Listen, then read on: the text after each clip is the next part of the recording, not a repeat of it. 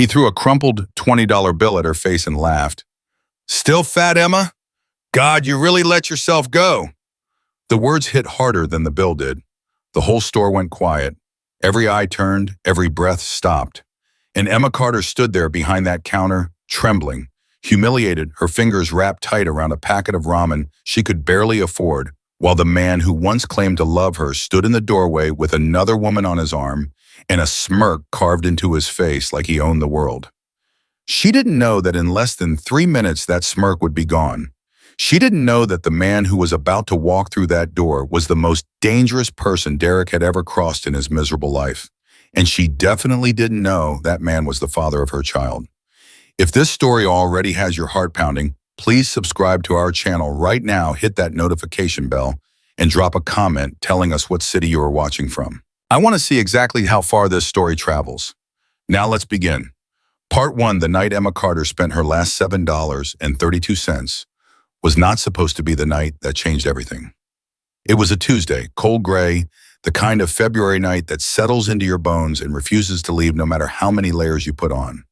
The convenience store on the corner of 5th and Oldwick smelled like burnt coffee and floor wax, and the fluorescent light above aisle 3 had been flickering for 3 weeks straight.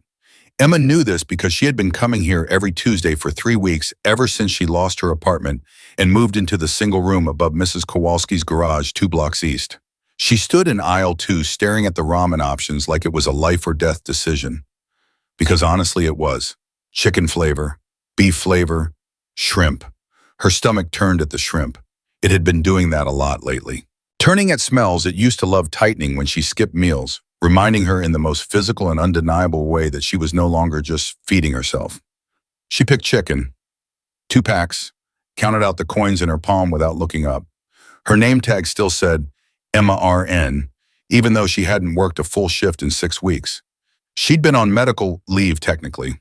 That was what she told people when they asked, which wasn't often anymore. Most people had stopped asking. The kind of falling apart that Emma had done over the past 8 months was the kind that made other people uncomfortable, the kind where they slowly back away and pretend they never knew you all that well to begin with. She carried the ramen to the counter. Jimmy, the overnight cashier, was a 22-year-old kid with kind eyes and a habit of looking away when she counted out exact change. She appreciated that about him more than she could say. "Cold out there," he said, scanning the first pack. "Getting colder," she said. "Supposed to snow tomorrow." "Yeah." He bagged the ramen with her no comment. She handed over $6 bills and watched him make change, and she was thinking about nothing except getting back to the garage room and boiling water when the bell above the door rang. She didn't turn around right away. She should have. "Well, well, well." The voice slid through the store like oil on water. Slow, satisfied, the kind of voice that belonged to someone who had never once in his life walked into a room without expecting to own it. Emma's spine went rigid. She turned. Derek Haynes stood in the doorway of the convenience store in a gray wool coat that probably cost more than Emma's monthly rent used to. He was tan. Of course he was tan. It was February in Michigan, and somehow Derek Haynes was tan. His hair was perfect. His jaw was sharp. He had one hand in his coat pocket and the other arm wrapped around a woman Emma had never seen before.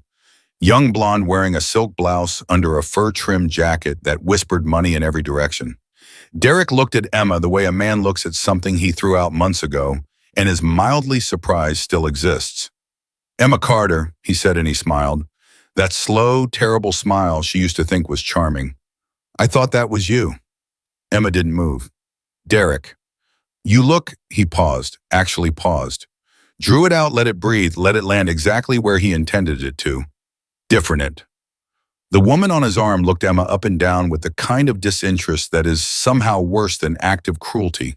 Then she turned back to studying her phone.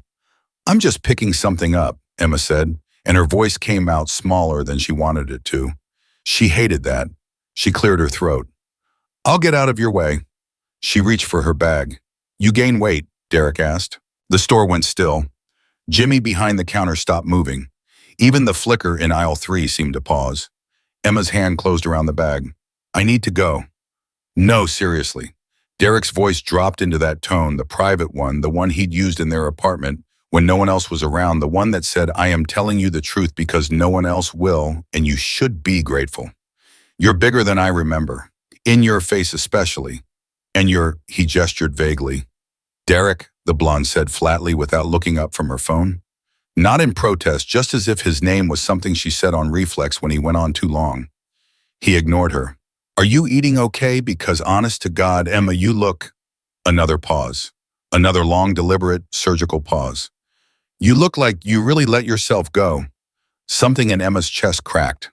Not broke, not shattered. Just cracked the way a windshield cracks, sudden from a small point of impact spreading outward in every direction.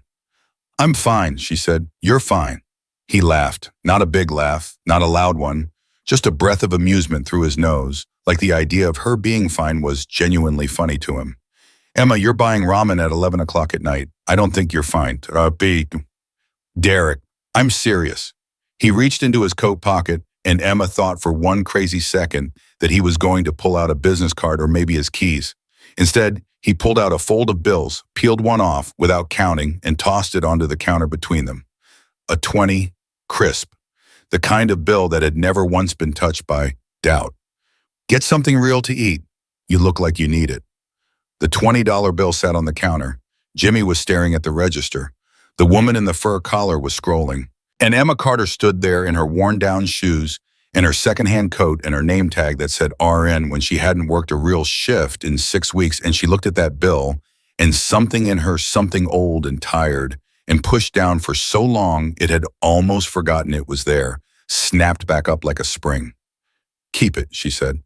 Emma. I said keep it, Derek. Her voice was quiet, but it was not small. Not anymore. I don't want your money. He tilted his head, that condescending tilt, the one that meant this is going to be embarrassing for you. Don't be like that. It's $20. It's not a big deal. It's not a big deal, she repeated, and she picked up the 20 and she held it out to him, and her hand was shaking not from fear, not from humiliation, not entirely because she was also furious, deep down furious in a way she had not allowed herself to feel in months. And neither are you, so take it back. Derek stared at hers. Something shifted behind his eyes, something ugly. You know what your problem always was, he said low now, stepping closer. The blonde looked up finally. Jimmy's hand moved under the counter. You never knew when someone was trying to help you. I offered you a future. I offered you a real life, and you cheated on me 3 times, Emma said. That I know of. The silence that followed was complete. Derek's jaw tightened. The tan didn't hide the flush that crept up his neck. Watch yourself. I'm not watching anything. Emma set the 20 on the counter with a flat palm. I'm going home. Don't follow me. She picked up her bag. She turned toward the door. Her heart was hammering so hard she could feel it in her ears. But her feet moved steady one after the other because the one thing Emma Carter had never lost, not in the last 8 months of disaster and loss and terror and loneliness, was the ability to walk out of a room on her own 2 feet. She made it 4 steps. Still fat, Derek said behind her, almost to himself, almost like he was just noting it aloud. After all this time, still fat, still broke, still. The door opened, not the door Emma was walking toward. The door swung open from outside, letting in a gust of frozen February air, and with it came something that stopped the words in Derek's mouth as completely and suddenly as a hand around a throat. A scent. Emma felt it before she understood it. Some deep animal part of her that she had spent 8 months trying to bury recognized it instantly. Bergamot cedar, something beneath both of those things that was just warmth and danger. The scent of a man who had never once in his life been anything other than exactly what he was. She turned. Dante Moretti walked into the convenience store. He was not dressed for a convenience store run. He was dressed the way he always was, the way Emma would later think he had probably been dressed since birth, in a dark coat that fit him like it had been made specifically for his shoulders, a charcoal suit beneath it. No tie, the collar of a white shirt open at the throat. He was not particularly tall. He was not loud. He did not walk like a man who needed to announce himself. He walked like a man who knew that every room he entered would rearrange itself around him automatically and had simply stopped bothering to notice. Behind him, filling the doorway, were 2 men, large men. The kind of large that isn't gym-produced or performative, The kind that is functional, professional, designed for a specific purpose, Emma did not want to think about too directly. Dante's eyes swept the store once. The way a man sweeps a room when he has done it 10,000 times and it takes less than a second. Counter, aisle, back wall, door. Then his eyes found Emma. He stopped. Not dramatically, not with any visible show of surprise. He simply stopped the way a compass stops when it finds north, with the calm certainty of something settling exactly where it belongs. Emma forgot how to breathe. 8 months. It had been 8 months since the night of Victor Caruso's charity gala, since she'd been there as a last-minute +1 for a colleague who canceled, since she'd ended up on the terrace at 11:30 with a glass of champagne she hadn't touched. And a view of the city she couldn't stop staring at, and a man she'd never met had come to stand beside her and said without preamble, without introduction, "You look like someone who's trying to decide whether to leave." And she had said, without knowing why, "I'm trying to decide if it would matter." And he had looked at her for a poignant moment with dark eyes that held the kind of stillness that made her uncomfortable and fascinated in equal measure.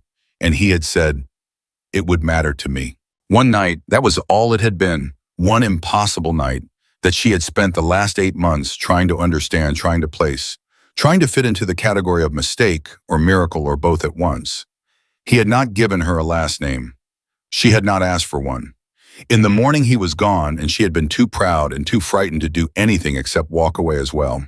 And then 6 weeks later, in a clinic bathroom on her lunch break, she had held a plastic stick in both hands and understood that nothing about that night was going to stay in the past where she tried to put it. She had not known his full name until 2 weeks after that, when a colleague recognized a photo she'd found in a search and said very carefully, "Emma, where did you meet this man?" and showed her what came up when you searched Dante Moretti of Chicago. She had spent the 8 weeks since then trying to figure out how to disappear. And now he was standing 10 feet away from her in a convenience store at 11 o'clock on a Tuesday night, and his eyes were on her face, and she watched him take in the coat, the name tag, the plastic bag with 2 packets of ramen, and she wanted the floor to open up and take her. "Emma," Dante said, her name in his voice. Low, even, like he had been expecting to say it. "What?" She swallowed. "What are you doing here?" "I could ask you the same thing," he said, and there was something in his voice that was not quite a question. She shook her head. "This is my neighborhood. I live near here. She held up the bag stupidly. "I was getting groceries." Dante looked at the bag. Something moved across his face, something quiet and controlled, but there she had learned in one night 8 months ago that with this man, you had to watch for the things that moved quietly, because those were the ones that mattered. "I see," he said. And because Derek was incapable of reading a room when his ego was involved, chose this exact moment to speak. "Who is this?" he said. And his voice had that tone again, the private, entitled, "This is my world, and you are visiting," it tone that Emma had spent 3 years of her life mistaking for confidence. Dante turned. He turned slowly, the way a door turns on an old hinge, unhurried, inevitable, with the particular weight of something that will not be stopped by anything short of its own decision to stop. He looked at Derek, just looked at him. No expression, no shift in posture. The 2 men behind him did not move. Derek's mouth opened, then it closed. Something changed behind his eyes. Some animal instinct firing past the tan and the wool coat and the $20 bill still lying on the counter. Something that said, "You have made a mistake. You don't know what kind yet, but you have made one." "Nobody," Emma said quickly, turning back to the counter. "He's nobody. We were just leaving, both of us, in different directions." "Emma!" Dante's voice did not rise. It never rose. It simply became more present, more weighted, more real. "Look at me." She didn't want to. She looked anyway. She could never, she had discovered in herself, resist the instruction when it came from him in that particular tone. "Are you all right?" he said. "I'm fine." "That is the second time tonight you have said that." Her breath caught. "You heard." "I was in the parking lot," he said simply. "I heard enough." The $20 bill on the counter seemed to catch the light. Dante's eyes moved to it, then to Derek, then back to Emma. "Did he throw money at you?" he said. "It's not important." Emma, still quiet, still even. But there was something underneath it now, something she could feel in her molars like pressure before a thunderstorm. "Did he throw money at you?"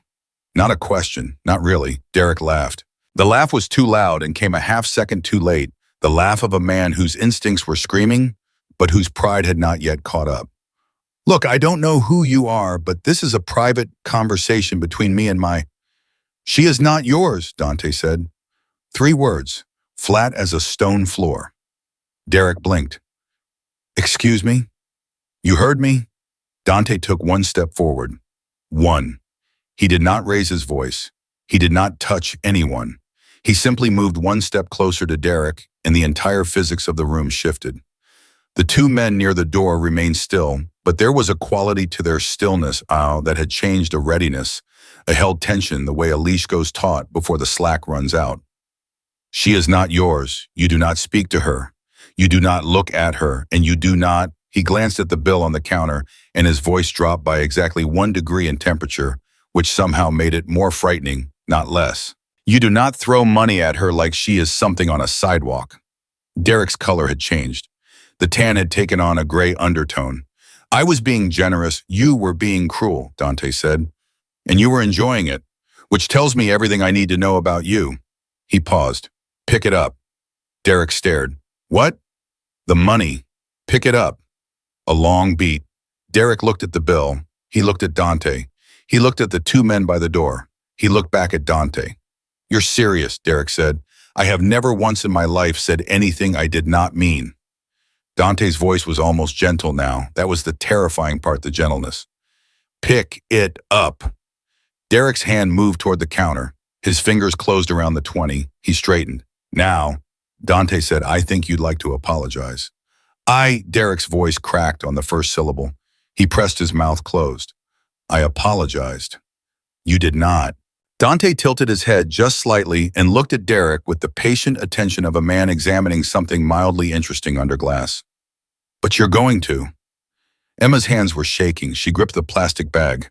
Her heart was doing something irregular and too fast in her chest. Part of her wanted to tell Dante to stop, to say it didn't matter that she was fine. She was always fine. She didn't need anyone to fight her battles. Part of her stood very still and felt something she hadn't felt in 8 months, maybe longer. Safe. Not happy, not certain, not unafraid, but safe. And somewhere beneath the ramen and the cold and the shaking hands and the name tag that said RN beneath the exhaustion and the fear and the thing she had been carrying alone for 2 months now, without telling a single person in the world, beneath all of it, Emma Carter felt the smallest, most fragile, most stubborn flicker of something she had almost forgotten the name of. Hope. Derek opened his mouth. The apology that came out was halting and miserable and shaped nothing like sincerity, but it came out syllable by syllable under the steady, unblinking regard of a man whose patience was infinite and whose tolerance was not. Emma listened to it. She did not smile. She did not feel triumph. She felt very quietly like something that had been wound too tight for too long had been allowed for just 1 moment to breathe. When it was done, Dante turned back to Emma. Your coat, he said. She looked down at her coat. What about it? It's not warm enough. I'm fine. The corner of his mouth moved. Not a smile. Something that understood the word fine in a way that made her feel simultaneously seen and exposed. You keep saying that because it keeps being true. Emma. He looked at her, really looked the way he had on that terrace 8 months ago, when the city was spread below them, and she had thought, this is a man who sees things. When did you last eat something that wasn't... He glanced at the bag in her hand. Her jaw tightened. That's not your business. No, he agreed, it's not. And then without any transition, without any visible decision being made, come with me. The store was very quiet. I can't, Emma said. Why because y'all ushed? Because I don't... She stopped, started it again. Because I don't know you, not really, not enough. You know enough, he said. You don't know anything about me, she said. About my situation, about... She stopped again. Her free hand moved involuntarily to her midsection. Just a flutter, just a reflex. She pulled it back immediately, but Dante's eyes followed it. His expression did not change. It never changed. But something in those dark eyes shifted, settled, recalculated, arrived somewhere, and then he was looking at her face again, and his voice, when it came, was very quiet and very still and very certain. Emma, he said, Don't, she whispered. Look at me. She shook her head. Look at me. She looked up. How long, he said. She didn't answer. She couldn't. Her throat was locked. He waited. He was very good at waiting. She had learned that too in one night that was supposed to mean nothing that had turned out to mean everything. 16 weeks. She finally said, barely audible, the words falling out of her like something she'd been holding too long with too little strength. 16 weeks. Dante stood very still. Around them, the store breathed its quiet, fluorescent breath. The aisle 3 light flickered. Derek and his girlfriend had ceased to exist entirely. Jimmy behind the counter had become a piece of furniture. And Dante Moretti, one of the most feared men in 4 states, stood in a convenience store on the corner of 5th and Aldwick at 11 o'clock on a Tuesday night, and he looked at Emma Carter, and she watched him arrive completely without hesitation, without visible struggle at a decision. Come with me, he said again. Emma looked at the bag in her hand, at the 20 on the counter, at the name tag on her coat that said nurse even though she hadn't saved anyone in 6 weeks, at her own hands which were shaking with cold and exhaustion and the particular terror of a person who has been alone so long they have started to believe that is all they are. She thought about Mrs. Kowalski's garage room, about the 3 flights of stairs with no railing, about the space heater that cut out at 2 in the morning, about the second ramen packet in the bag, the one she bought for tomorrow, because planning ahead was something she still did even when everything else had stopped making sense. She thought about being 16 weeks along and alone in the world with $7.32 and a name tag that said she was someone who helped people even when no one was helping her. She looked at Dante. She had been wrong, she realized 8 months ago, when she told herself that one night meant nothing. She had known, even then, standing in the cold outside that hotel at 6 in the morning, watching the sun come up over a city that didn't care about either of them, that something about that man was different. Something about the way he had listened to her, not waiting for his turn to speak, but actually listening. Actually, they're actually interested in who she was, rather than who she might be for him. Something about that had lodged itself in her chest in a place she hadn't been able to reach since. Okay, she said. Dante nodded once, as if he had known, as if perhaps he had never doubted. He held out his hand. Emma looked at it for a long moment. Then she took it. His hand was warm. She had forgotten that about him. How warm his hands were even in the cold. Like a person who simply ran hotter than the rest of the world. She let him lead her toward the door. Behind them, Derek Haynes stood with his crumpled 20 and his fur-collared girlfriend and the remains of his smirk and said nothing because there was nothing left to say. At the door, Dante paused and turned back, not to Derek, not to the store, to Emma.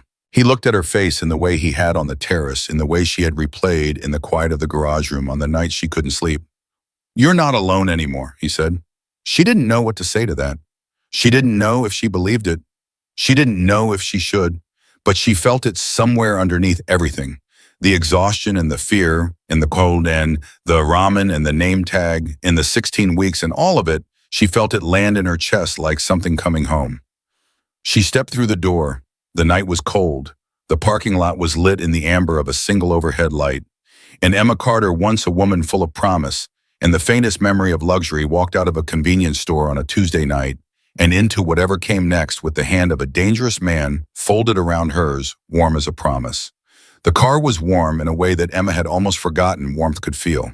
Not the desperate conditional warmth of a space heater that cut out at 2 in the morning, not the thin warmth of an extra blanket pulled up to her chin while wind pressed itself against a single-pane window. This was warmth that came from a machine that cost more than she would make in 2 years of nursing shifts, and it wrapped around her so completely that her first instinct was to cry, which she refused to do because she had cried enough in parking lots and she was not going to start again in a stranger's back seat. Except he wasn't a stranger.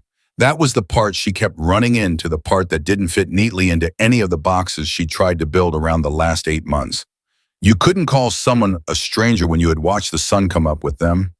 You couldn't call someone a stranger when they were currently responsible for the fact that you were buying ramen in 2 packs instead of 1. She sat with the plastic bag on her lap and stared at her own hands and tried to breathe steadily.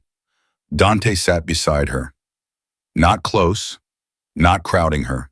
Just present in the particular way he had of being present completely, without fidgeting, without checking his phone, without filling silence with noise, the way most people did, because silence made them nervous. He had given a quiet instruction to the driver one she hadn't caught, and the car had moved, and now the city was sliding past the windows in amber and gray, and nobody said anything for almost 2 full minutes. It was Dante who broke it. "Are you hungry?" he asked. Emma looked at the bag. I know what you have," he said, not unkindly, just factually. "Are you hungry?" She pressed her lips together. "Yes." He nodded, leaned forward, said something to the driver again. The car changed direction. Emma watched the street sign pass and tried to calculate where they were going and whether that mattered and what exactly she had agreed to when she took his hand back there, and the answer to every question was the same: she didn't know. "You should have called me," Dante said. Emma's head turned sharply. "I didn't have your number." "You could have found it." "I didn't know your last name until 2 months ago," she said. "And when I found out your last name," she stopped. "Go on." "I looked you up," she said quietly. He was quiet for a moment. And then I decided that showing up on the doorstep of Dante Moretti of Chicago was possibly the least survivable decision I could make." Something moved in his expression, not offense, not agreement.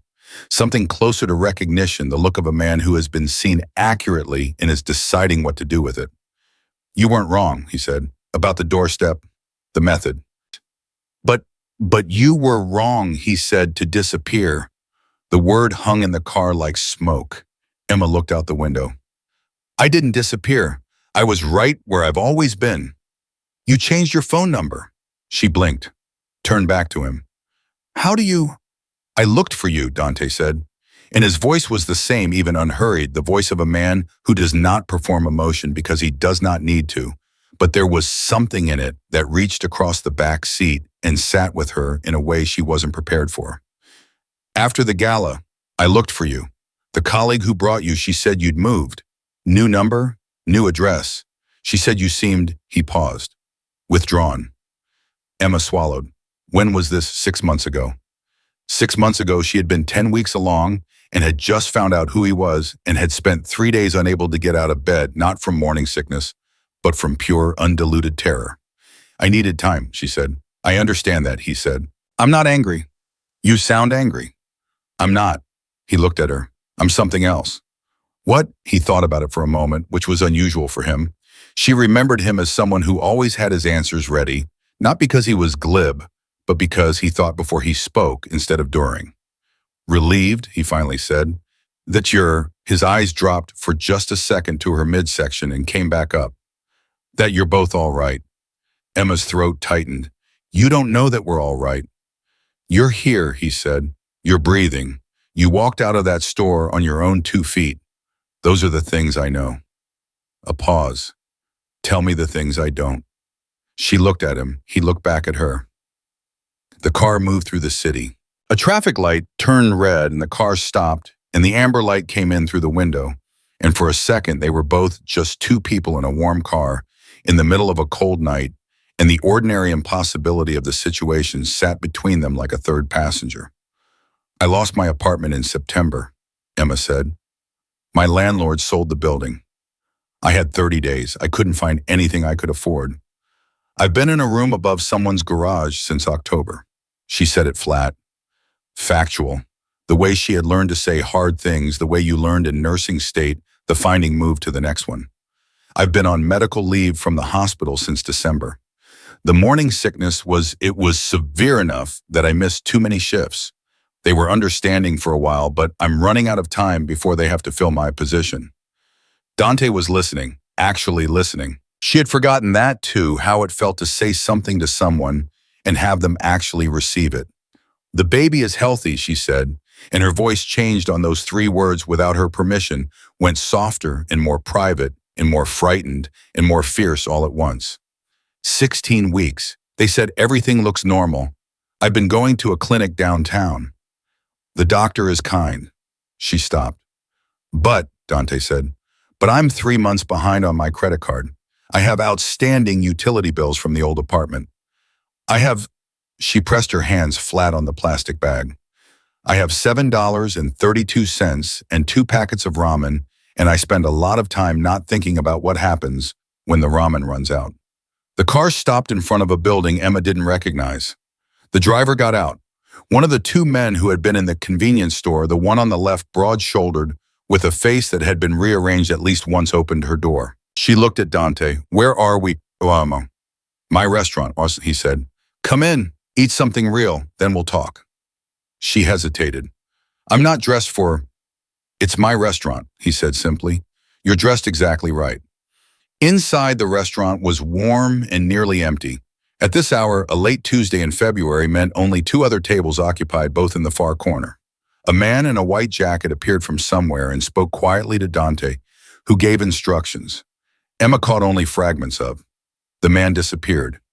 They were seated not at a table in the main room, but in a smaller space off to the side, half enclosed, private, without being hidden. Emma set her plastic bag on the chair beside her and looked at the tablecloth and thought, "This is the most expensive place I have sat in more than a year." "You don't have to look at the menu," Dante said. "I ordered for both of us. Tell me if there's anything you can't eat." "I can't." She thought about the nausea, the unpredictability of it, the way certain smells still ambushed her. "Nothing too rich, no strong seafood, spices sometimes." "I told him simple," Dante said. "Broth bread, something mild. He knows." She blinked at him. "You told him before I told you what I could eat." "I made an educated guess." He folded his hands on the table. "Emma, I need you to tell me something. I've been telling you things for the last 20 minutes. One specific thing." He looked at her steadily. "Were you going to tell me? Ever? Without running into me in a parking lot by chance?" The question landed exactly where he'd aimed it. Emma looked at the tablecloth. She looked at her hands. She thought about the 17 drafts of emails she had written and deleted, the 3 different phone numbers she had found for Dante Moretti's various offices and stared at and never dialed.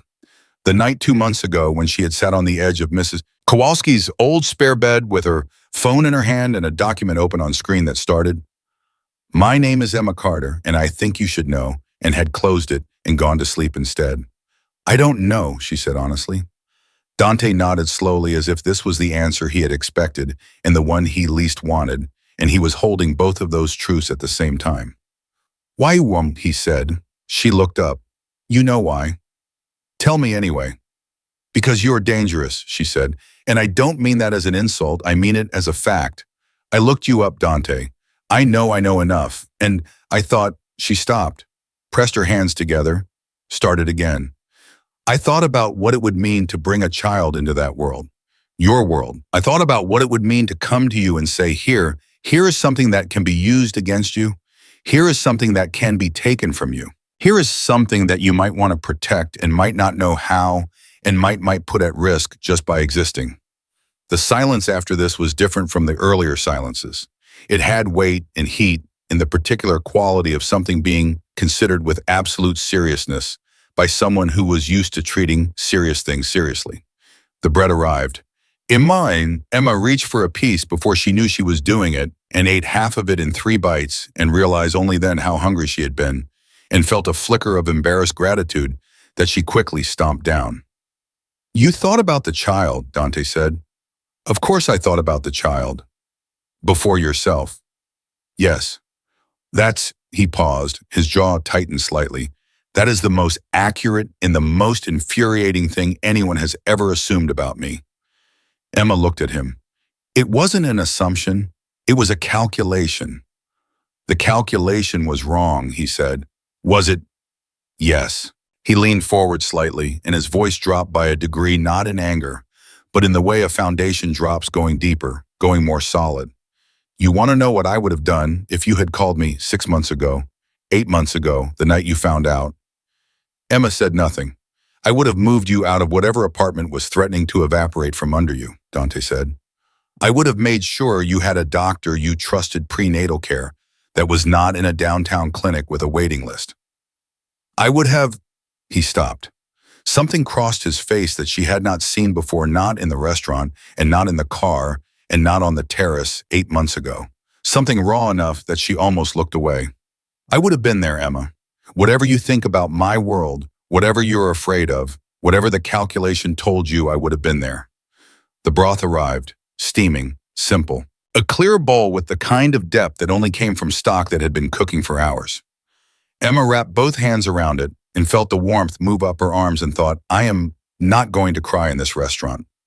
She was absolutely going to cry in this restaurant. You don't know me, she said, and her voice was thinner than she wanted it to be. Not really. One night where you told me things you hadn't told anyone, Dante said, about your mother, about why you became a nurse, about the scar on your left wrist that you said was from a childhood fall and then corrected yourself 10 minutes later because you didn't want to lie. I know you enough, Emma. She stared at him. Her throat was sealed shut. And you know me, he said. Enough.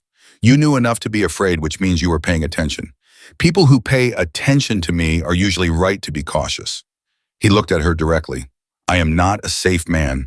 I won't pretend to be. My life is complicated in ways that are not going to uncomplicate themselves. And I will not stand in front of you and promise you a simple life because that would be a lie and you've had enough of those. He paused. What I can tell you is this. There is no version of what you've just told me. The garage room, the ramen, the $7 that is acceptable to me. There is no version where the mother of my child is buying ramen with borrowed coins while her ex-boyfriend throws money at her in a convenience store and laughs. Emma set down the broth. He's not important. He humiliated you. People do that. Not anymore, Dante said. And there it was, the same two words he had said to Derek, the same quiet absolute finality, except that now they were aimed at her future instead of Derek's pride, and they landed completely differently. They landed like a door closing on something terrible. They landed like a key turning in a lock she had stopped believing existed. Emma looked at the bread in her hands, at the ring of warmth left by the bowl on the tablecloth, at the table itself solid and real in a warm room on a cold night with a man who had walked back into her life exactly when she had run out of the ability to carry it alone. What does this look like? She asked. Practically. What does not alone anymore actually mean? Dante sat back slightly. What do you want it to mean? Don't do that, she said. Don't turn it back around. You just said you know enough about me, so you should know that I need the practical version, not the feeling version. The corner of his mouth moved. Not a smile, something warmer. Fair, he said. Practically. Tonight you don't go back to the garage room. I have a building on Meridian. The 4th floor is empty. It's been empty for 3 months. It's been offered to 2 different tenants, and I've been particular about who I let in. You'll stay there until we decide on something more permanent. Emma opened her mouth. It's not charity, he said, preempting her. It's mine, and I'm choosing who uses it, and I'm choosing you. You can argue about that later. I will argue about it later. I know. He actually did almost smile then. Your medical leave, I have 2 doctors I trust completely. You'll see one of them tomorrow. Not because I don't trust the clinic, but because you want to know, Emma said. Yes, he said, because I want to know. Because it's... He stopped. She watched something happen behind his eyes. Something private and unguarded gone in less than a second, but there long enough that she caught it. Because it's mine, he said. Ours. And I want to know that it's all right. The word ours moved through Emma's chest like a current. She had been alone with this for 16 weeks. She had said the word pregnancy out loud to one person, the clinic doctor, and had avoided it in every other conversation for 4 months. She had been carrying ours completely alone without anyone to share the weight of it. And now this word was in the room between them, and the weight shifted, and she felt it move off her shoulders by a fraction of a degree, and it was almost unbearable how much she had needed that. She ate the broth, slowly, steadily, the way her body was demanding. Dante watched her not intrusively, not with the careful monitoring of someone checking for problems, but with the attention of someone who simply wanted to be present. What about Derek? Emma said. What about him? He won't.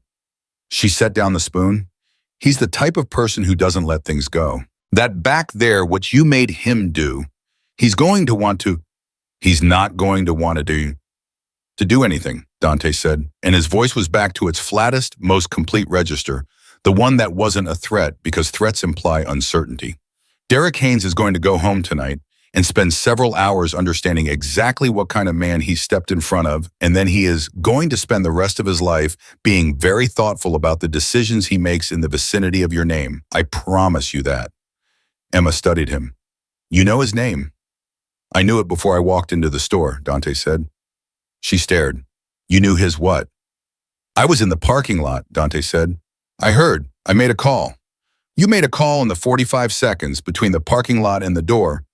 I made a call, he repeated, without further elaboration, with the mild patience of a man who does not feel the need to explain his infrastructure.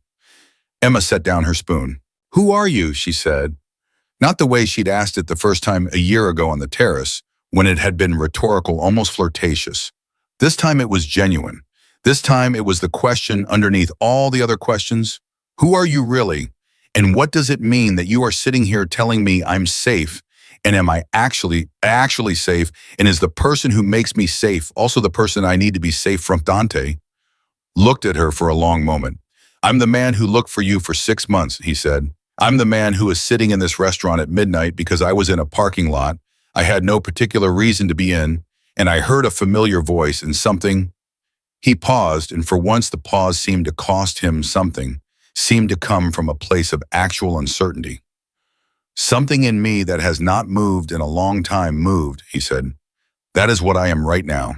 Whatever else I am, whatever you read, whatever the calculation tells you, that part is also true. Emma looked at him. The broth was almost gone. The bread was gone. The restaurant had gone quieter. Outside, she could feel the cold pressing at the walls. She thought about Mrs. Kowalski's garage room. She thought about the space heater. She thought about the stairs with no railing. She thought about 16 weeks in a heartbeat she had heard on a small monitor in a downtown clinic and had replayed in her head every night since the most steady and insistent and hopeful sounds she had ever heard in her life. She thought about what it meant to be a woman who had spent 4 months making calculations and what it meant that every single one of them had led her back eventually to the same terrifying, impossible, undeniable conclusion. She needed him.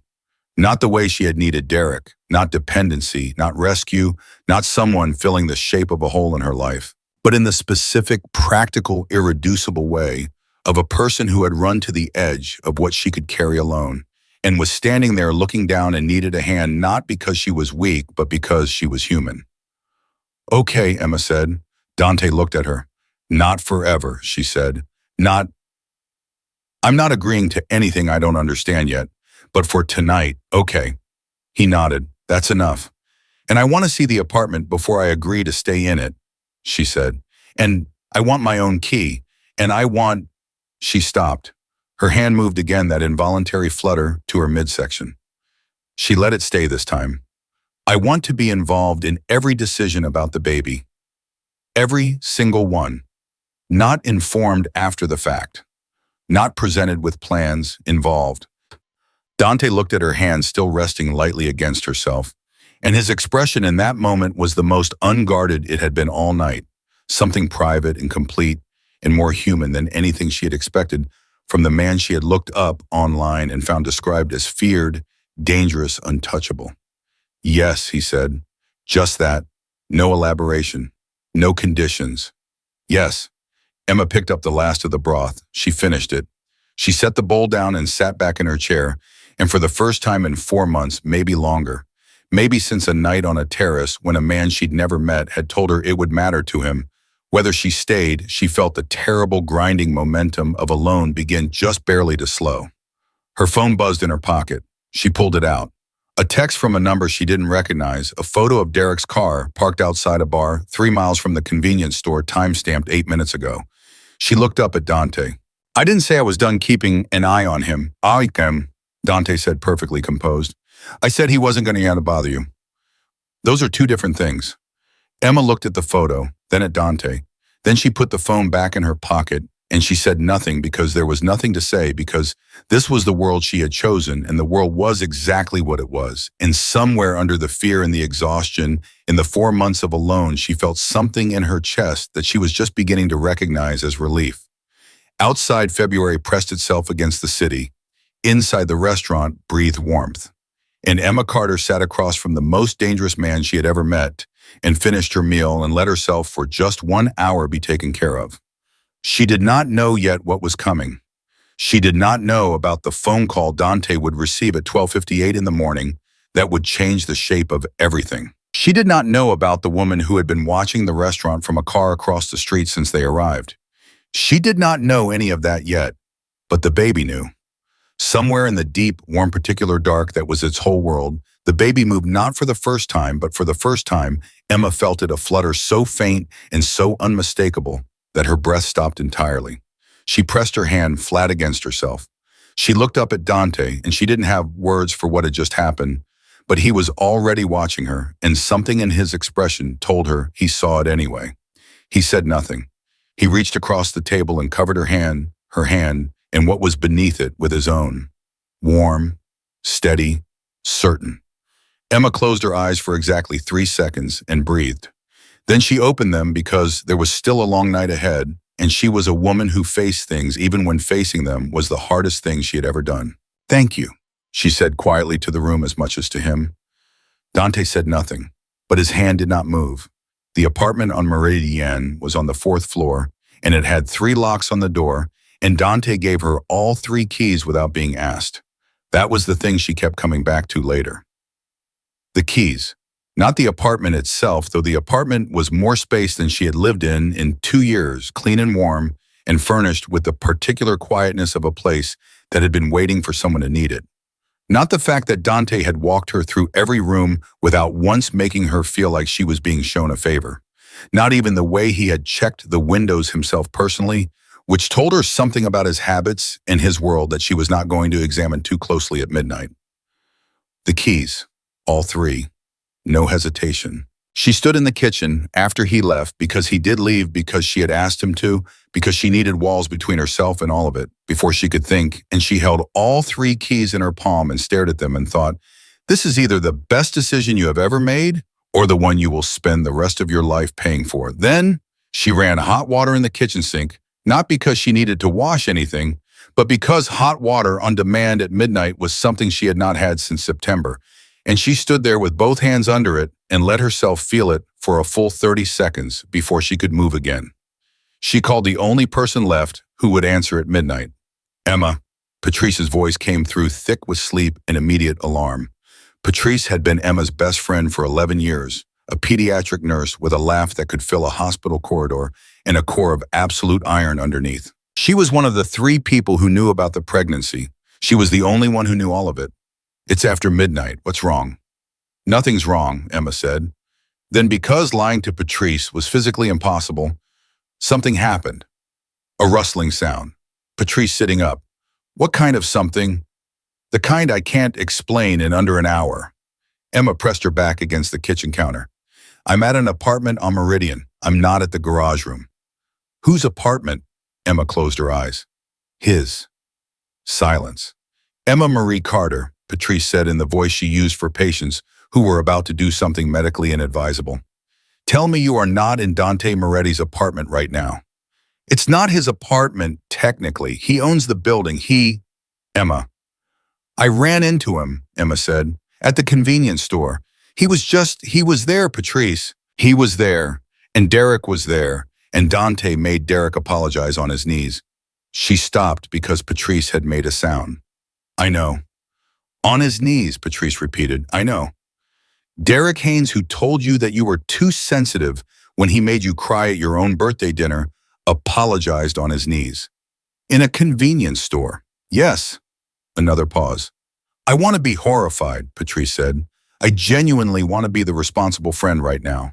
But I'm also a human being, so I need you to describe Derek's face in detail before I say anything practical. Emma laughed. The laugh surprised her, came up from somewhere she had not accessed in weeks, real and sudden, and briefly completely wonderful.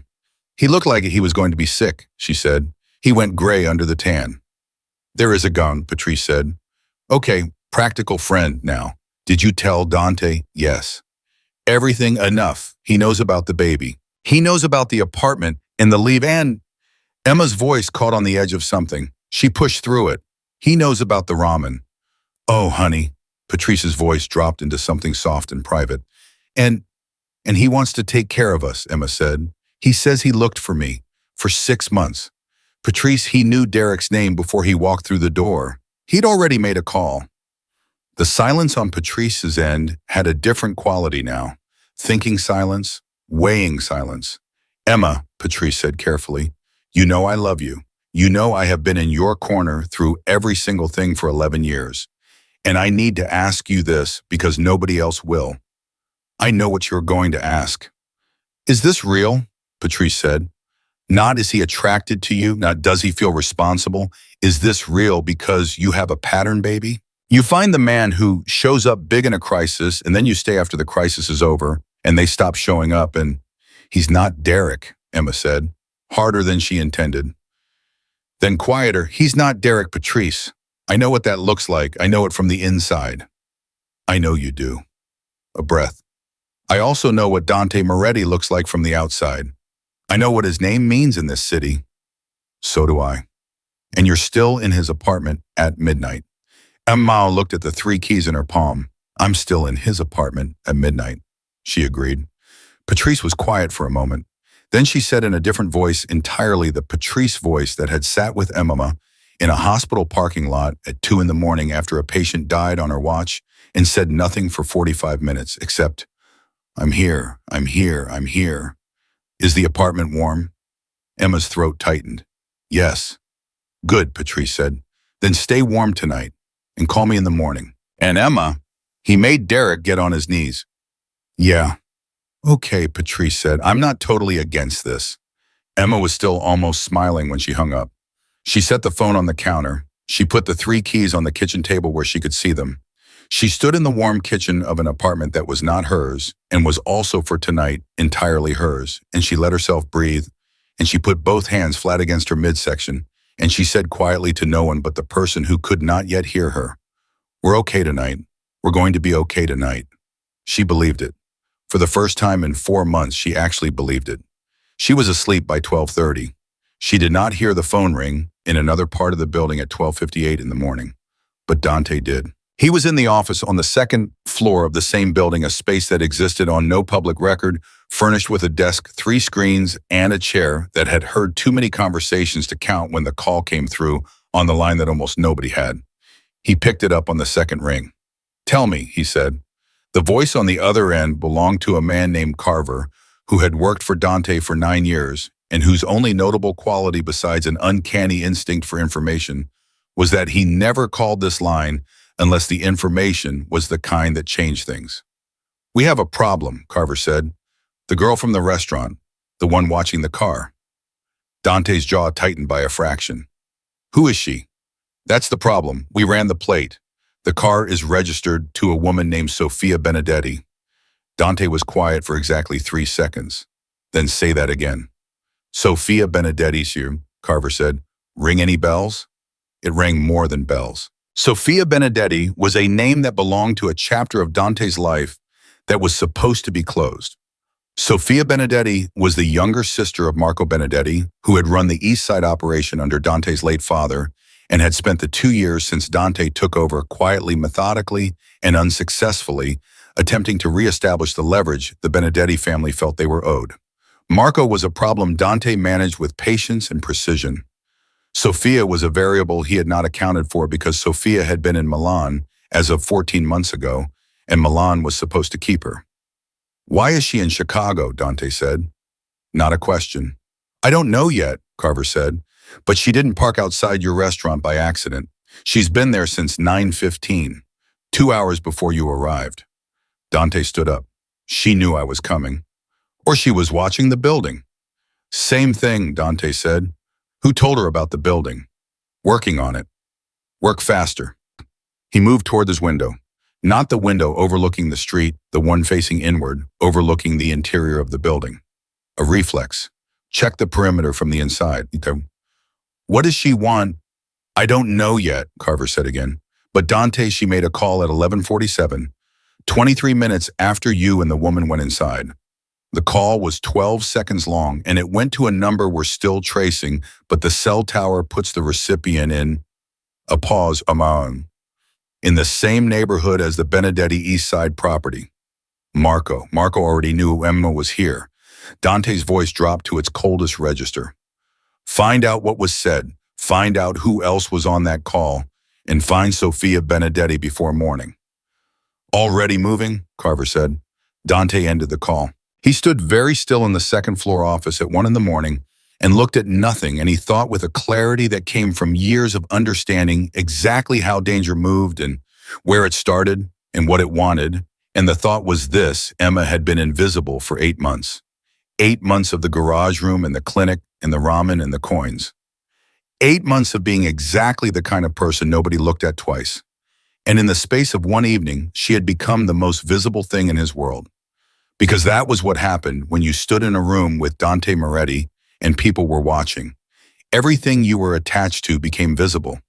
Everything you were attached to became leverage. He had made a decision in that convenience store without fully calculating the cost of it, which was something Dante Moretti almost never did. And the reason he had done it was standing 3 floors above him with 3 keys on a kitchen table, and he did not regret it, but he understood now that he had compressed a timeline he would otherwise have managed very differently. He made 2 more calls, both short, both clear. By 1:15, there were 2 men outside the 4th-floor apartment who had not been there before. Emma did not know this. She was asleep in a warm room for the first time in months. She did not know about Sophia Benedetti. She did not know about Marco. She did not know that the world she had been calculating the edges of for 4 months was larger and more dangerous than even her most frightened imaginings had suggested. She did not know any of it yet. She woke at 6:42 to sunlight through curtains that were not hers, and a warmth that was real, and an absence of the particular dread that had been her first sensation every morning since October, and for exactly 11 seconds she did not know where she was. Then she did. And the knowing settled over her not like a weight, like a hand. There was a bag on the kitchen counter that had not been there when she fell asleep. She stood in front of it for a full 30 seconds before she opened it.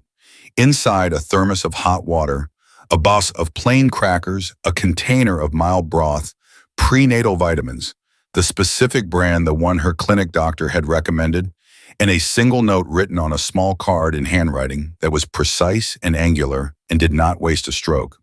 The note said, "Doctor's appointment at 9. Marcus will drive you." Emma read it twice. She turned it over. The back was blank. She set it down. She picked up a cracker and ate it standing at the counter and thought about what it meant that he had not said please, had not said if that's okay, had not hedged or softened or asked. What it meant that he had simply organized it and informed her. She thought about whether that bothered her. It should have.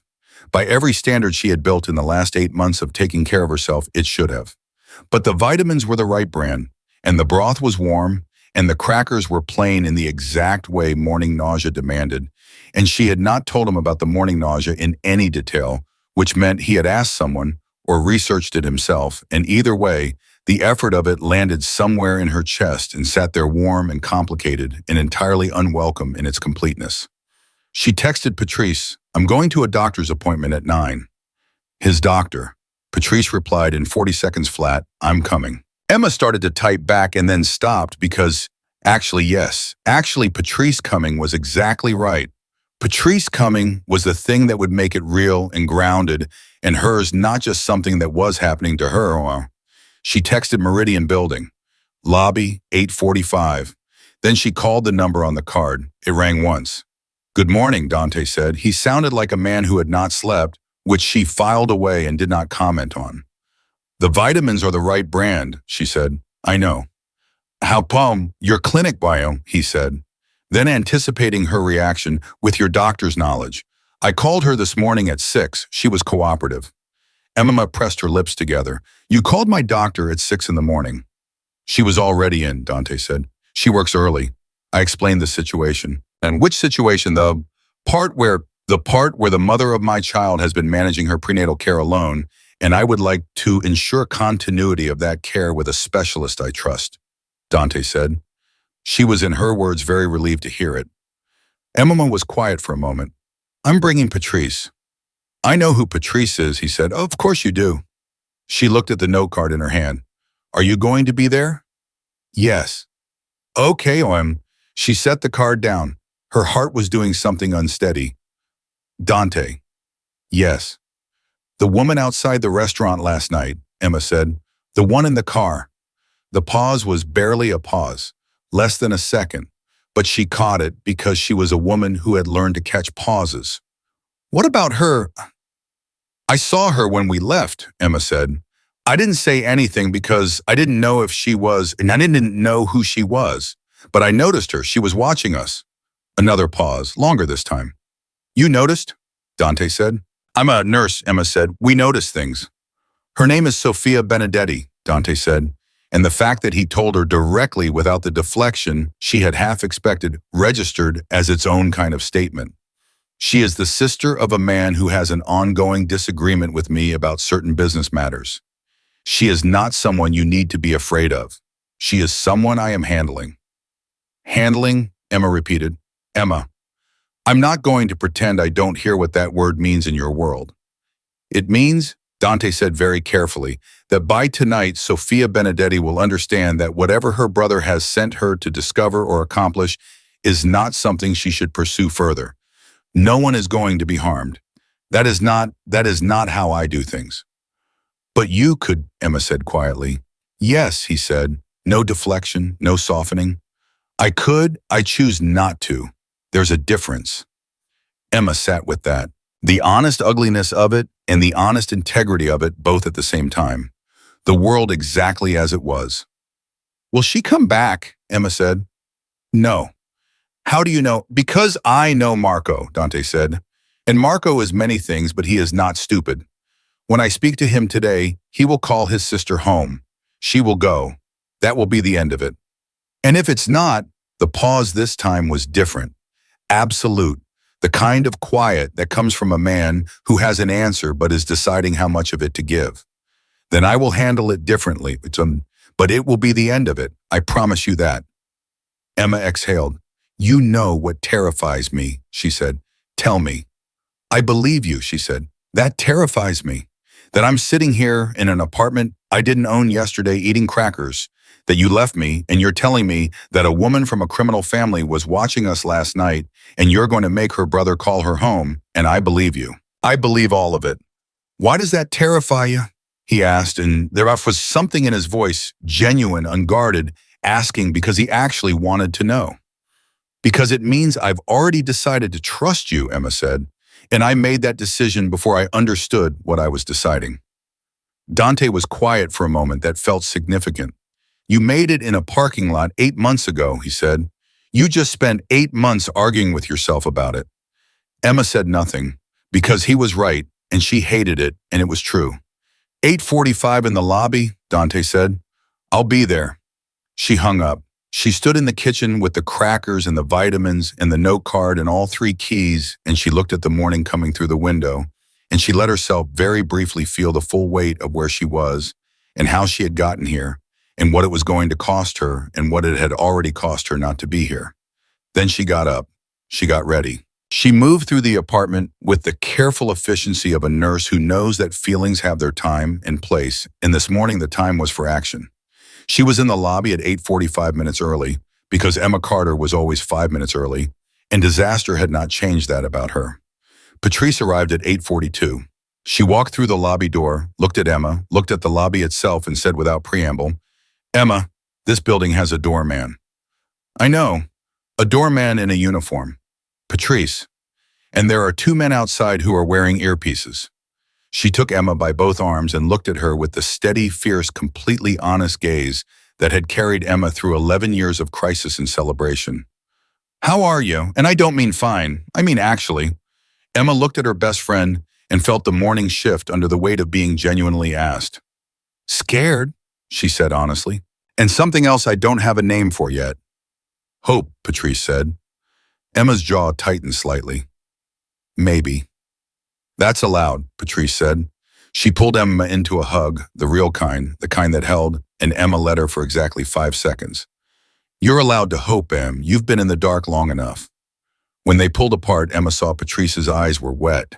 She looked away because if Patrice cried, she would cry, and she was not crying in a lobby with a doorman. He's good looking, right? Patrice said, straightening up and composing herself with the speed of a professional. I looked him up again last night. Don't, Emma said. I'm just saying, Patrice. I'm being supportive. Be supportive, quietly. The elevator opened. Dante stepped out. Patrice made a sound that she immediately covered with a cough. Dante looked at Emma first. The way he always looked at her first, the way a compass finds north automatic and complete. He looked at her with the kind of attention that made her want to look away and stand straighter at the same time. You slept, he said. I slept, she confirmed. Good. His eyes moved to Patrice with the brief, accurate assessment of a man who categorizes people quickly and correctly. Patrice Williamson, Emma's person. Patrice blinked. Then to her credit, she recovered instantly. That's right. And you're the man whose vitamins are the correct brand, so you get 2 minutes of not being interrogated. Just 2, Dante said. Don't push it. Something crossed Dante's face. Emma had seen it twice before. Not a smile, never quite a smile, but the muscle memory of one, the ghost of a man who had smiled more easily before the world made that seem like a liability. The car is outside, Dante said. Dr. Reyes runs on time. We should go. They moved toward the door. Emma fell into step beside Dante. Not behind him, not ahead, and he matched her pace without comment, and Patrice walked on her other side, and the three of them went out into the February morning that was cold and gray, and somehow against all reasonable odds, carrying in it the faint smell of something like possibility. The morning unfolded with the speed of a world that had decided to move. The appointment with Dr. Reyes was efficient, thorough, and revelatory in the specific way of a doctor who has access to better equipment than a downtown clinic and who explains everything while she works. Emma lay on the table and watched the screen and heard the heartbeat, that heartbeat steady and insistent and absolutely certain of itself in a way Emma aspired to, and she heard Dante's breath change beside her. Just slightly, just enough. She turned her head. He was looking at the screen with an expression she had never seen on him. Open, undefended. The expression of a man confronting something for which no amount of preparation is adequate. That's it, Emma said quietly. That's it, he agreed. His voice was rough at the edges in a way it never was. Patrice, standing on Emma's other side, was already crying silently and not pretending otherwise. Emma looked at the screen and listened to the heartbeat and felt for the first time since a bathroom in a hospital break room 4 months ago that the future was not a wall she was walking toward blindly, but a door. Still locked, maybe. Still uncertain. Still full of everything that came with the name Dante Moretti and the name Marco Benedetti and all the unnamed things that lived in the spaces between. But a door. Dr. Reyes printed images and spoke about milestones and scheduled a follow-up and handed Emma a folder, and Emma took it and held it against her chest, and Dante stood and put his coat back on, and everything was almost ordinary. And then Dante's phone buzzed. He looked at it, his jaw set. Emma watched his face change. She had learned to read his face in increments, the flat control of it, the way information moved through him without showing on the surface. She watched the information move through him now and felt the change in the room's temperature before she understood why. What is it? She said. He looked at her. He looked at her with the same steadiness he always had, and beneath it she saw something new. Something that was not quite fear, because she was not sure Dante Moretti did fear in the standard way, but something adjacent to it, something protective and urgent and very old. Marco Benedetti, he said carefully, did not call his sister home. Emma's hand tightened on the folder. She went somewhere else instead, Dante said. Carver just found her. Where, Emma said, though some part of her already felt the answer before she asked it. Dante's voice was flat and absolute and gave nothing away even as it said everything. Mrs. Kowalski's garage, he said. Your old address. The room was very quiet. Emma's old address. The room she had left last night. The address that until 12 hours ago was the only address she had in the world. She was looking for me, Emma said. Yes, Dante said. She found out where I used to live. Yes. Which means Marco knows I exist, Emma said. Which means he knows about... She stopped. Her hand moved to her midsection. Yes, Dante said. Which means we are moving faster than I planned. He pocketed his phone. He looked at Emma with the complete, unwavering attention of a man who has made a decision and intends to stand behind it with his full weight. I need you to trust me for the next few hours. Emma looked at him. She looked at the folder in her hands. She thought about everything she had calculated and everything she had decided and everything she had been wrong about and everything that had turned out against the odds to be exactly what it appeared to be. "Okay," she said. "That's enough," he said, just like he had the night before. His hand found hers, just like the night before. Patrice looked between the two of them and said nothing, which for Patrice was practically a spiritual event, and which told Emma more than anything else could have about how serious the room had just become. Outside, the February morning was still cold, but Emma Carter walked into it with her head up and her folder pressed to her chest and the heartbeat of her child living somewhere in the printed images she held, and she walked into it beside the most dangerous man she had ever loved. The word hit her like cold water. Loved. She hadn't known until this exact second on a sidewalk in February that the calculation had already reached that conclusion without telling her. She kept walking. She did not show it on her face. She was a nurse. She knew how to carry things while moving. But the words stayed, loud and certain and utterly terrifyingly real. The words stayed with her in the car. It stayed with her through 20 minutes of silence and February streets and Dante on his phone speaking in low, rapid Italian. She couldn't follow his free hand, resting on the seat between them, close enough to touch, but not touching.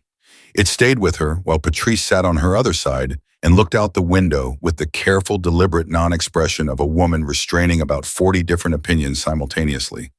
Loved. Emma pressed the folder against her chest and stared at the back of the driver's headrest and had a very quiet, very contained internal argument with herself about the word, about its timing, about the absolute inconvenience of arriving at it on a sidewalk in February with a criminal organization's attention freshly pointed in her direction.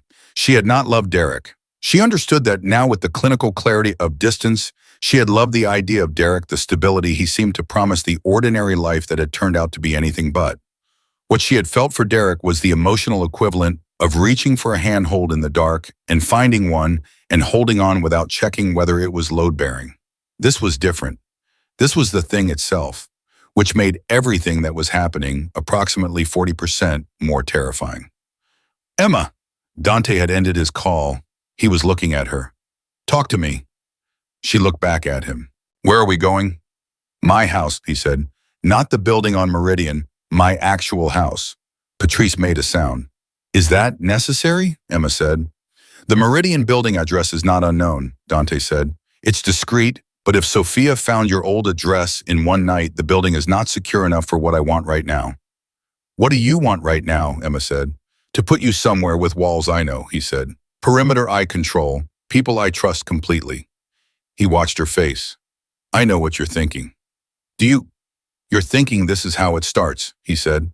"This is how a woman ends up in a house she didn't choose behind walls she didn't ask for, protected from a danger she didn't create." He looked at her steadily. "Am I wrong?" Emma said nothing, because he was not wrong. "You can leave at any time," he said. "That is not a condition I'm placing on you or asking you to earn. It is simply true. My house is not a cage. It is a house." He paused. "But I am asking you right now to let me do this one thing. For today. Because what happened this morning changes my timeline and I need today to respond to it." "What does responding to it look like?" Emma said. "It looks like a conversation with Marco Benedetti," Dante said. "One I've been putting off for 6 months because I had calculated that the cost of having me was higher than the cost of waiting. I miscalculated." His jaw was tight. "That is on me, not on you." Emma absorbed this. Dante Moretti admitting he had miscalculated something. She filed it carefully because she understood instinctively that it was not a thing he said often, and that the fact he had said it to her plainly without framing it as anything other than what it was its own kind of statement about where they stood. "Will you tell me what you're going to say to him?" Emma said. "Yes." "Now, tonight," he said. "After. I don't want you carrying the details of it before I know how it goes." She wanted to push back on that. The independent part of her, the part that had been making every decision alone for 4 months, had an instinctive resistance to the phrase, "I don't want you carrying it." But she was also a nurse, and nurses understood triage. And she understood that right now Dante was triaging, keep Emma calm handle, Marco report back. The order made sense, even if the autonomy loss stung. "Tonight," she agreed. Everything, not the edited version. Everything, he said. Patrice, who had been practicing saintly restraint for approximately 8 minutes, could no longer hold it. I'm sorry, she said. I'm sorry I've been very quiet and I've been letting the two of you have this conversation and I respect the process, but I need to say one thing. She turned to Dante directly. If anything happens to her because of your business. Patrice, Emma said. Let her finish, Dante said. Patrice looked at him with the absolute directness of a woman who had held frightened children's hands through procedures they did not understand and never once looked away. If anything happens to her or to that baby because of your world and your problems with this family, I need you to understand that there is no version of that I accept quietly. I don't care who you are. I don't care what you can do. I will be the loudest, most persistent, most inconvenient problem you have ever had. The car was very quiet. Dante looked at Patrice for a moment. Then he said without a trace of condescension, without anything except genuine respect, I know. And if that day comes, you will be right to be. Patrice blinked. She had clearly prepared for a different response. She looked at Emma. Emma looked at the folder. Neither of them said anything. She should stay, Dante said. Your friend, today, if Emma is more comfortable with her there. Emma looked at Patrice. Patrice looked at Emma. Something passed between them that required no words and never had. I'll stay, Patrice said. The house was in a part of the city that didn't announce itself. The kind of neighborhood where the money was old enough to be quiet about it, wide lots, mature trees, houses set back from the street with the confidence of things that don't need to be seen to be significant. Umemi had not known this part of the city belonged to Dante's life. She had imagined in the abstract ways she'd allowed herself to imagine during 4 months of studious avoidance, something more conspicuous, something that looked like the word dangerous felt. This looked like somewhere a family lived. The thought arrived without warning and sat in her chest in an inconvenient place. Inside the house was organized and quiet and ran on a staff of people who moved with the particular efficiency of those who understand their work as serious without ever making it seem labored. A woman named Rosa, who had apparently run Dante's household for 11 years and had the energy of someone who considered chaos a personal affront, appeared in the entry and looked at Emma with eyes that were warm and assessing in equal measure. Mr. Moretti said you'd be staying, Rosa said. Not a question. For today, Emma said. Possibly. Rosa looked at her for a moment with the specific look of a woman who has heard possibly in this house before and knows what it tends to turn into. Of course, she said. Are you hungry? Dr. Reyes's office is 40 minutes from here. You've been up since before 7. Emma opened her mouth to say she was fine and then physically stopped herself because she had made a decision at some point in the last 12 hours to stop saying fine when she meant hungry and tired and overwhelmed. Yes, she said, something mild. Rosa nodded with satisfaction as if the honest answer was exactly what she'd been waiting for and disappeared. Dante was already on another call. He caught Emma's eye from across the entry and tilted his head toward the interior of the house in a gesture that meant, make yourself comfortable, which Emma interpreted as sit somewhere and don't go anywhere, which she was choosing to interpret charitably. Patrice pulled her into a sitting room off the main hall and closed the door behind them and turned to Emma with both hands on her shoulders. Okay, Patrice said. We're alone. Talk to me. I told you everything. You told me the facts, Patrice said. I want the rest. Emma sat down. The folder was still in her hands. She looked at the printed ultrasound image clipped to the front of it, the small, unmistakable silhouette, the curve of a head, the suggestion of hands, and she said, without planning to, I think I love him. Patrice sat down across from her. She did not say anything immediately, which was the highest form of respect Patrice could offer. It's not, Emma started. It's not the situation. It's not gratitude. I've been grateful to people before, and it doesn't feel like this. She pressed the folder flat on her knees. It feels like the most inconvenient and badly timed and completely real thing I have experienced in years. Does he know? Patrice said. No. Are you going to tell him? Emma looked at the door. I don't know. She pressed her fingers against her eyes for a moment. I need to understand what I'm choosing, Patrice. Fully, not just the warmth and the keys and the vitamins. The whole thing, Marco Benedetti and Sophia in a parking lot And the phone call at 1 in the morning and she stopped. She looked at her friend. I need to understand what I'm walking into before I give him the last thing I have left to give. Patrice nodded slowly. That is the most sensible thing you have said in 24 hours, she said, which means you're thinking straight, which means you're okay. She reached over and took Emma's hand. You're okay, Em. Emma held on. Stay today. I already said I would. They stayed like that for a moment, two women in a stranger's sitting room holding on while the house moved around them with its quiet efficiency, and somewhere in its depths, a dangerous man made phone calls that would determine the shape of the next several hours.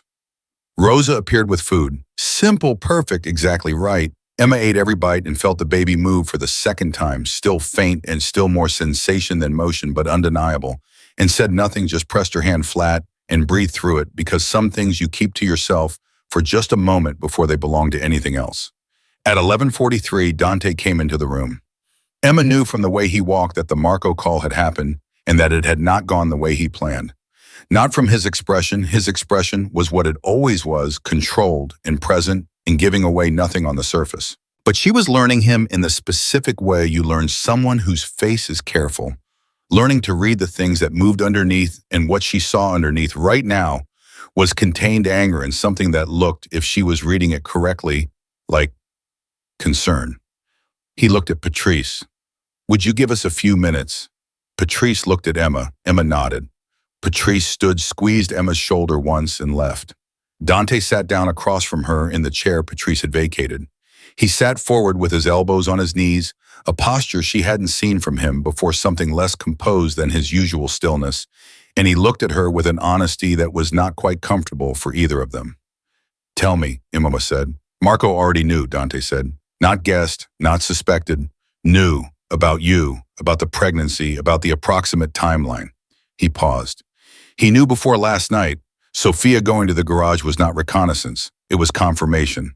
Emma's body went very still. How long has he known? At least 2 weeks, Dante said.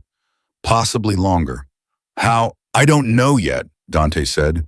That is what I find unacceptable. There is a leak somewhere in my organization, and I do not yet know where it is, and that is... He stopped. His jaw tightened. That is the problem I'm handling today. Emma looked at him. What did Marco want? Dante was quiet for exactly the length of time it took him to decide how much to tell her. She watched the decision happen and was grateful when it landed on all of it. He called it a negotiation, Dante said. He framed it as a business conversation. What he meant was, he knows you exist, he knows you are carrying my child, and he believes that makes you a variable in our ongoing dispute. He said the word dispute the way you'd say wound carefully around the tender part. He wanted me to understand that he is aware of the variable. He threatened me, Emma said flatly. Not in words he would use, Dante said. In words I would use, yes. Emma let the silence hold for a moment. She had known somewhere in the calculations that this was one of the possible shapes the danger could take. She had known, and she had come anyway, and now it was real and specific and had her old address attached to it, and she needed to decide how she felt about it before she decided what to say. What she felt was this, not panic. She had expected panic and instead found something colder, cleaner tone, the feeling she got in the hospital when a situation turned critical and her mind cleared instead of clouded. Assessment, next steps, resources available. What are your options? She said. Dante looked at her, and there it was again, that thing in his expression that wasn't quite visible, but that she was learning to feel, the reaction of a man who keeps expecting her to fall apart and keeps having to recalibrate. I resolved the underlying dispute, he said, which I should have done 6 months ago. I've been deliberate about managing the Benedetti situation carefully because Marco has connections that make a direct confrontation costly. I was willing to pay that cost while it was abstract. It's not abstract anymore, Emma said. No, he said, it's not.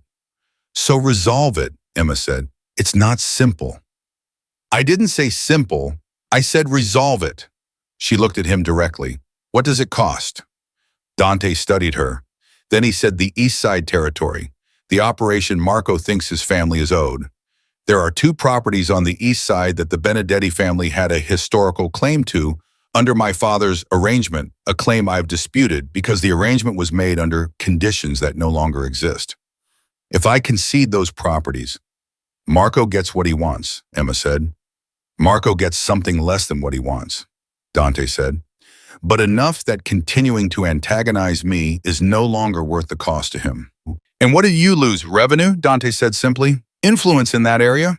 Not catastrophically, not even significantly in the long term, but it's a concession I've been unwilling to make because he stopped. Because it looks like weakness, Emma said. He looked at her. I'm a nurse, she said. Not a soldier, but I understand hierarchy. I understand what it means when someone is seen to give ground. Yes, he said, it looks like weakness. Or, Emma said carefully, it looks like a man who has something more important than a territory dispute and knows it. She held his gaze. Is that true? The pause was long enough that she felt it, long enough that she understood it was not hesitation but the particular weight of a man arriving at something real and deciding whether to say it out loud. Yes, Dante said, quietly, completely. Emma nodded. Then make the concession. Emma, I am not going to be the reason you make yourself smaller in your world, she said. I mean that, but I am also not going to pretend that a territory dispute is worth more than safety. Not to me. Not for her hand moved, the involuntary flutter. She let it stay. Not for them. Dante looked at her hand. He looked at her face. And something resolved in him. She could see at the internal motion of a decision becoming solid, and he nodded once. All right, he said. I'll make the call this afternoon. Today, Emma said. Today, he confirmed. She let out a breath she hadn't known she was holding. Then the leak. The person in your organization who told Marco about me. That's still out there. Yes. That's more dangerous than Marco, Emma said. Dante looked at her with something that was almost surprise. Most people wouldn't see that.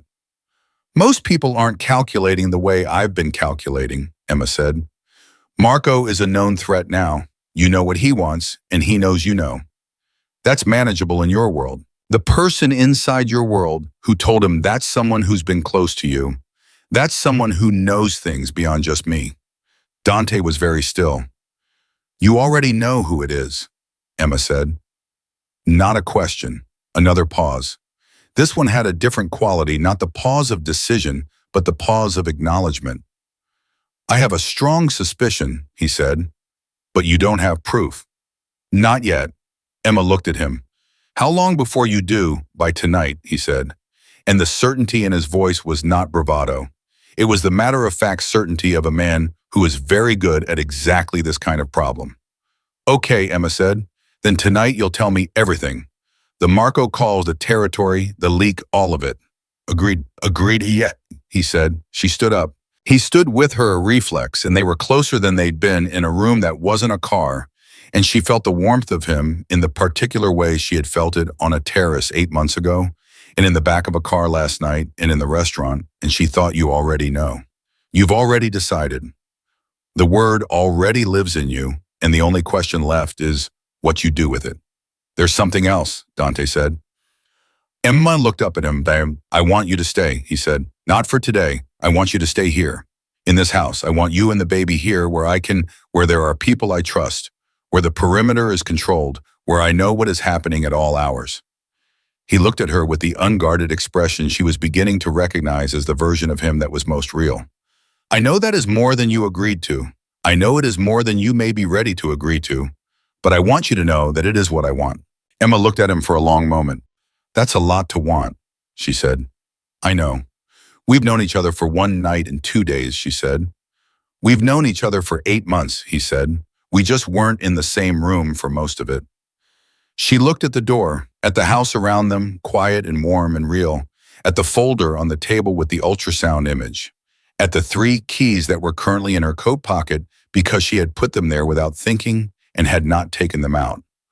I'm not agreeing to forever, she said. I'm agreeing to, she searched for the word, provisional. I'm agreeing to provisional. Provisional, he repeated. It means, I know what it means. The ghost of the smile again. I'll take provisional. And I still want to see how you talk to Marco this afternoon, she said. I don't need to be in the room, but I want to know it happened. You'll know, he said, And when you find the leak, I'll tell you, he said, before I do anything else. She nodded. She picked up the folder. She was moving toward the door when he said her name just once in that particular way. She stopped. Thank you, Dante said. She turned. For what? For not running, he said. This morning when I told you about Sophia. Last night when you chose to come. Any of it. He looked at her with an honesty that cost him something. He stopped, started again. I have spent a significant portion of my adult life being the person in the room that other people run from. I understand why. Another pause. I don't always think they're wrong too. Emma stood in the doorway and looked at him and felt the word move through her chest again, warm and terrifying and entirely real. I'm not running, she said quietly, but I need you to understand that's a choice I'm making, not something you've arranged or controlled or protected into existence. I'm choosing it every time. I know, he said. That's why it means something. She left the room. She found Patrice in the hall outside pretending to study a painting on the wall with entirely unconvincing interest. Not a word, Emma said. I wasn't going to say a single word, Patrice said. Your face is saying words. My face is admiring the art. Patrice, he's very emotionally intelligent for a crime lord, Patrice said. That's all I'm saying. That's my whole statement. Emma almost laughed. She pressed it down. Come on. Rosa said there was more food. At 1:47 in the afternoon, Dante made the call to Marco Benedetti. Emma was in the kitchen with Patrice and Rosa when it happened. She didn't hear the call. She heard 40 minutes later Dante's footsteps in the hall and then his voice in the doorway. It's done. Emma looked up from her tea. He agreed, Dante said. The property's the arrangement, it's done. His lawyer will have paperwork by tomorrow morning. He looked at her with the quiet weight of a man who has just moved something heavy and knows it. And Sophia is on a flight back to Milan tonight. And the leak, Emma said. Dante's expression changed, just slightly, just enough. That, he said, is where it gets complicated. Emma set down her cup. She looked at him. Tell me. He came fully into the kitchen. He stood across the table from her, and he looked at her with the particular seriousness of a man about to say something he would rather not say, and Emma's stomach tightened before she knew why.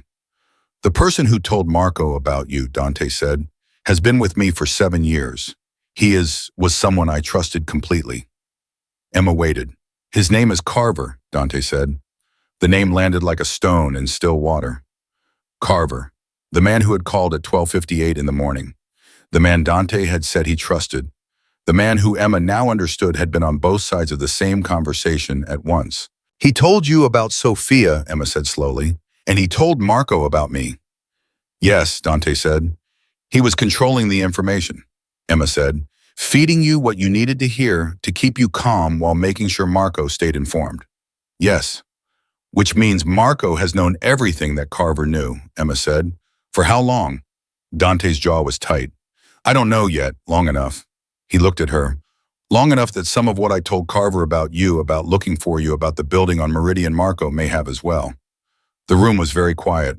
Patrice set down her fork with the deliberate care of someone removing a physical reaction from the conversation. Emma's mind was moving fast and clean, the way it did in crises, assembling the pieces, building the picture. Carver knew Dante had been looking for her for 6 months. Carver knew about the Meridian building. Carver had been on the call at 12:58 and told Dante about Sophia after Sophia had already made her call to Marco at 11:47, which meant Carver had let Sophia watch the restaurant, had let the call happen, had waited to tell Dante until enough time had passed that Marco was already informed.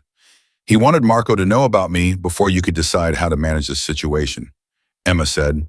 He wanted Marco to have the leverage before you had the chance to neutralize it. Dante looked at her with an expression that was, for just a moment, completely unguarded. Yes, he said.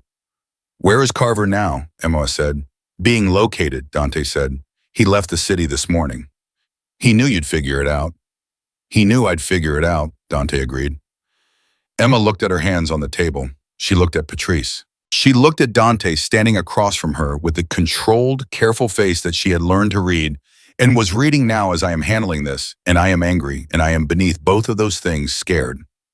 Not of Carver, not of Marco, not of any of the things that lived in his world and had been living there long before Emma Carter walked into it. Scared of this, scared of her, scared of the specific, irreducible fact that she had become something he could not insulate from the consequences of his own life. She stood up. She walked to his side of the table. She stood in front of him, closer than careful close enough that she could feel the warmth of him, the way she had on the terrace and in the car, and this morning in the doctor's office, when the heartbeat filled the room and his breath changed. "Look at me," she said. He looked. He always looked when she asked. "This is not your fault," she said. His jaw tightened. "Emma, I'm not finished," she said. "This is not your fault, and it is not mine, and it is not something either of us chose. It is what happened, and what happens now is what matters." She held his gaze. "You made the call to Marco. You resolved the part you could control. You are handling the part that's left. That is what I need from you. Not a guarantee of perfect safety, not a world where the problem never existed. Just a certainty that you are handling it. Can you give me that?" "Yes," he said, without hesitation. "Then that's enough," she said. "That's what enough means." He looked at her for a long moment, and then he did something she had not seen him do, not in the restaurant, and not in the car, and not in the doctor's office. He raised his hand and touched her face, just briefly.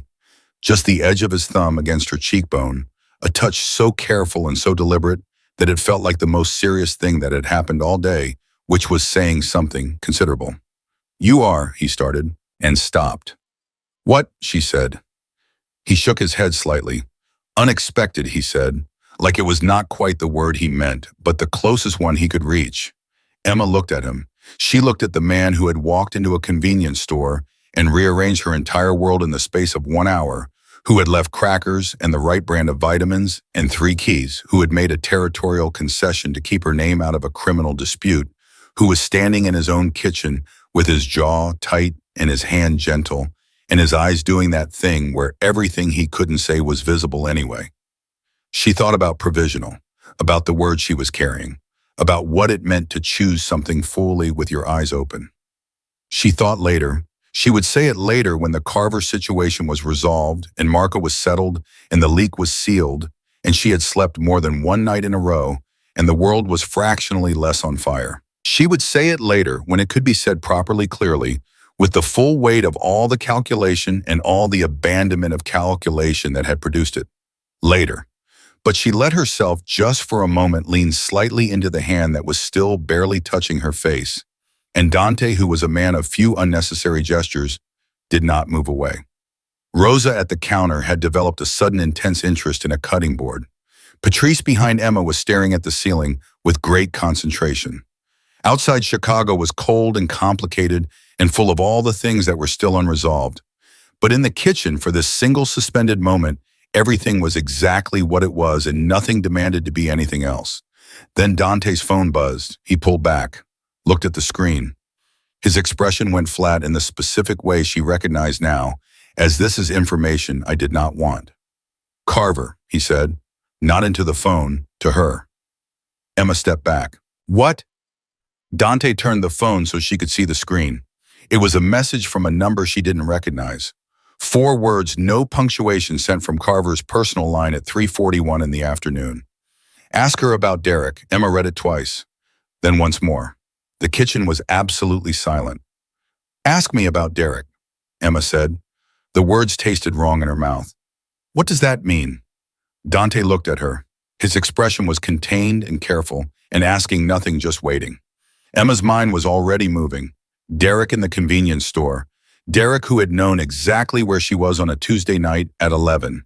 Derek who had walked in not with surprise, but with something she had read as cruelty and was now reconsidering. Derek who had thrown money at her in front of Dante Moretti and "He knew you'd be there," Emma said, and her voice was very quiet. Dante said nothing. "Derek knew you'd be there," Emma said. "He wasn't there by accident. He was—" She pressed the back of her hand against her mouth for a moment. "He was supposed to humiliate me in front of you, or he was sent to see if you'd respond, to find out if you had a reason to protect me." She looked at Dante. "Carver sent Derek." Dante looked at her for a long moment. Then he said, I think Derek Haynes has been talking to Marco Benedetti for longer than last night. The cold that moved through Emma then was nothing to do with February. The silence in that kitchen lasted exactly 4 seconds before Emma's entire understanding of the last 8 months rearranged itself around a single terrible new fact. Derek had known Dante, not known of him, not stumbled across his name the way she had in a search result that made her blood run cold. Known him in the specific operational way of a man who had been placed in her life by someone who needed eyes on her, who needed confirmation, who needed leverage, who needed a way to keep watching without being seen. She thought about Derek asking her casually in the second month of their relationship, where she'd been the night of Victor Caruso's charity gala. She had told him she'd gone as a +1. She had said it was forgettable. She had not mentioned the terrace or the man or the morning after because at the time it had felt like something too private and too strange to explain. She had not known yet who the man was, but Derek had kept asking in the months that followed about that night. Little questions, peripheral questions, the kind you don't notice when you're inside a relationship because they come wrapped in the ordinary texture of getting to know someone. She pressed her hand flat on the table. How long, she said. How long was Derek feeding information to Marco? That's what I need to find out, Dante said. Make a guess, Emma said. He looked at her steadily. From the beginning, he said. I think Derek Haynes came into your life with a purpose. I think Carver identified you, identified the night at the gala, identified the connection before either of us understood there was one to identify. He paused. I think someone was watching that party very carefully, and when you and I were on that terrace, we were seen. Emma's throat was dry, and Derek was sent in after. I think so. To find out what happened that night, she said, whether anything. She stopped. The word came out of her without air behind it. Whether anything had come of it. Yes. She thought about 3 years. 3 years of a relationship she had stayed in too long and tried too hard to save, and had ended finally because of the cheating, because of 3 separate betrayals she knew about and had left. She had believed when she left that she was leaving Derek. She had believed she was the one who had finally drawn the line. Now she understood she might have been managed out of his life the moment she stopped being useful to it. The nausea that hit her had nothing to do with 16 weeks. He was watching me, she said, the whole time. Watching what you knew, Dante said. Whether you'd made contact with me. Whether there was reason to believe. He stopped. His jaw was tight in a way she felt in her own chest. This was not about you, Emma. You were not a target in the way that word usually means. You were information. And when you disappeared from Derek's life, someone needed another way to monitor the information. So Carver took over, Emma said. Yes, he said. Carver from inside my organization was able to track what I knew and what I didn't know, and he stopped again. And when you started looking for me 6 months ago, Emma said, Carver knew you were looking, which meant Marco knew you were looking, which meant the whole time you were trying to find me, they were watching the search. Yes. She looked at the folder on the table, at the ultrasound image. She thought about the clinic visits she had made alone, the ones she had documented and paid for out of the dwindling remains of her savings, the ones she had been so careful about, so private about the deliberate disappearance she had constructed for 4 months. Did they know about the pregnancy, she said, before last night? Dante's pause told her everything before his words did. I believe so, he said. Carver knew I was looking for you. If he also knew why I was looking, he knew why, Emma said. You told him why, 6 months ago when you asked him to help you find me. Yes, Emma sat down. Not because she was going to fall. She was not going to fall. She had decided that months ago and the decision held, but because she needed to be a moment closer to the floor, to the slud, to the actual foundation of things. She put both hands flat on her knees. She breathed. Patrice came and sat next to her without a word and put her hand over Emma's and said nothing. The particular love in that gesture was the thing that almost broke her. Almost. Okay, Emma said after a moment. Okay, tell me where Carver is. My people are. I know your people are on it, Emma said. I'm asking where you think he is. Your instinct. Dante looked at her. Then he said, he wouldn't have gone to Marco. Too obvious, too exposed. He'd go somewhere he thinks I won't reach immediately. He thought for a second. He has a cousin in Indianapolis. We're checking that now. And Derek, Emma said. Something moved across Dante's face. Derek Haynes is in his apartment, Dante said. He has been there since last night. A pause. He has also placed 3 calls to a number associated with Benedetti's East Side operation since 11 o'clock this morning. Emma stared at him. You've been monitoring Derek's calls since last night. Since the parking lot, Dante said without apology. When I made the first call, I asked for monitoring on anyone in proximity to you. Derek was in the store. Emma processed this. She knew she should have a feeling about the surveillance, the instinctive resistance of a woman who had spent 34 years navigating the world as a private person. She looked for the resistance and found it was as small and distant compared to the alternative, which was Derek had been making calls to Marco Benedetti's people, while Emma sat in a kitchen eating crackers and listening to her baby's heartbeat. What does Marco know now, she said. That the meeting happened, Dante said. That I agreed to the properties. That the dispute is resolved. He paused. Derek doesn't know about the leak yet. He doesn't know Carver's been identified.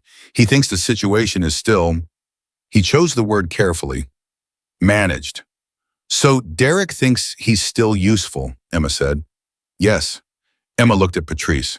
Patrice looked back at her with an expression that was equal parts concern and the specific, focused energy of a woman who has stopped being afraid and started being strategic. They had been friends for 11 years. Emma had spent most of those years being the steady one, the one who planned ahead, the one who worked the problem. She felt that part of herself now, the part that had survived the cheating and the lost apartment and the 4 months of alone and the ramen and the coins, and it was not diminished. It was angry. And anger she had learned in 11 years of nursing was a resource. I want to talk to Derek, Emma said. Dante went completely still. Emma, Patrice started. I want to call him, Emma said. From a number he doesn't have. I want to let him think I don't know. I want to find out what he tells me. That's not, Dante started. Necessary, Emma said. Probably not. You have monitoring, you have Carver being located, you have the Marco situation resolving. Tactically, you don't need what I can get from a phone call. She looked at him. But I need it. A beat. Why, Dante said. Because he was in my life for 3 years, Emma said, and her voice was quiet and steady and meant every word. 3 years, Dante. He sat across from me at dinner tables and met my mother and held my hand at a colleague's funeral and said, I love you in the dark, and it was architecture. It was a performance. And I need to hear his voice when he doesn't know I know, because I need to understand what that sounds like so that I can, she stopped, breathed, so I can put it down. Properly, not just walk away from it, put it down. The kitchen was very still. Dante looked at her for a long moment, the kind of long that meant he was taking her seriously enough to actually think rather than react. Then he said, not from your phone, not from any phone connected to you. Okay, I'll be in the room. I'd expect nothing less. And if he says anything that indicates he knows your current location, then I stop the call immediately, Emma said. Dante held her gaze for 3 more seconds. Then he nodded. He put his phone on the table and made 2 adjustments she didn't follow, and when he slid it toward her, the screen showed a number she didn't recognize. Untraceable, she assumed. She didn't ask. She picked up the phone. She looked at it. She looked at Patrice, who squeezed her hand once and let go, because Patrice had always known when Emma needed contact and when she needed to stand up. Emma stood up. She called Derek's number from memory. She had deleted it from her phone 3 months ago, but deletion and forgetting were different things, and she had never been able to forget the things she most wanted to. He answered on the 3rd ring. Hello, suspicious because it was an unknown number. The particular suspicion of a man who has been making calls he shouldn't and is therefore nervous about calls coming back. It's Emma, she said. A pause. Short, controlled. Emma. His voice shifted into the register. She knew the warm, concerned, slightly surprised version, the one he used when he wanted to seem like he cared. Hey, I've been thinking about you since last night. Are you all right? I've been better, she said honestly. I wanted to call after last night. Yeah, that was, he exhaled, a performance of discomfort. I'm sorry about that, Em. I don't know who that guy was, but he was completely out of line. And the way he was a friend, Emma said. Someone who helped me out of a bad situation. Right. A beat. Something shifted under the warmth. Are you with him now? There it was. Not where are you? Are you okay? Are you safe? Are you with him? Why does that matter? Emma said. It doesn't, Derek said too quickly. I'm worried about you. There was something off about him. I don't want you mixed up in something you don't understand. Emma's hand tightened on the phone. Across the table, Dante was watching her face with an attention that was fully present and completely controlled. He's been very kind to me, Emma said. He's offered to help me with some things. What kind of things? Derek's voice was casual in the overdone way of someone who is anything but. Like what he's putting you up somewhere temporarily, Emma said, just until I get back on my feet. Where, he said. There it was, clean and direct and dressed up as concern, but stripped of pretense by its own speed. Not, how are you, not, is the baby okay? He didn't know, she knew. He knew about the baby, but where? Emma looked at Dante. He was looking back at her. His expression said, you have what you needed? She had it in one syllable. I have to go, Derek, Emma said. Wait. I'm going to be all right, she said. And her voice was so even, so absolutely controlled that she felt it herself, the thing she had needed, the closing. The door, the full weight of it swinging shut on 3 years of a life that had been something other than what it appeared to be. I know that now. I'm going to be all right. She ended the call. She set the phone on the table. She stood for a moment with both hands flat on the surface, the same way she had stood at the kitchen sink in the Meridian apartment the night before. Not because she needed support, but because she needed the concrete fact of something solid beneath her palms. He asked where, Patrice said quietly. He asked where, Emma confirmed. She looked at Dante. When does Marco's lawyer get the paperwork? Tomorrow morning, Dante said. The deal is signed. Marco gets his properties, the dispute is closed. And when that happens, Emma said, Derek is no longer useful to Marco because there's nothing left to leverage. Dante looked at her steadily. That's correct. So Derek wakes up tomorrow morning and she searched for the word, obsolete. Yes. That's enough, Emma said. That's its own consequence. She picked up the phone and set it back in front of Dante. I don't want anything done to Derek beyond what already happened in the store. I need you to hear me on that. Emma. He was used, she said. I don't know if he was willing or if he was. I don't know how that started or what Marco promised him. And maybe it doesn't matter. But I need you to leave him alone. Let him be obsolete. That's enough punishment for anyone waking up and finding out they don't matter anymore. Dante was quiet for a moment. Then, you're more generous than he deserves. Maybe, she said. Or maybe I'm drawing the line of what I'm willing to be responsible for in your world. And this is the line. He held her gaze. All right, he said. Derek Haynes is yours to decide. The afternoon moved into evening. At 4:52, Carver was located in Indianapolis, exactly where Dante had predicted, at a cousin's house 2 miles from the highway. Emma did not ask what happened next, and Dante did not offer details. But an hour later, he told her simply that Carver would not be a problem going forward, and that the information he had shared with Marco was now fully accounted for. She understood this to mean that the leak was sealed. She accepted it with the particular form of trust she was building, the kind that was not blind, not comfortable, but deliberate. At 6:15, Rosa made dinner, wheelbarrow dinner, the kind that made the kitchen warm in a way that had nothing to do with central heating and everything to do with someone feeding people they cared about. Emma sat at the kitchen table with Patrice and let herself be fed, and for the first time in more months than she could count, the word home tried the air around her cautiously like a word that wasn't sure of its welcome. Patrice left at 7:45 with Emma's arms around her and her face pressed into Patrice's shoulder for a full 10 seconds. Call me tomorrow, Patrice said. First thing.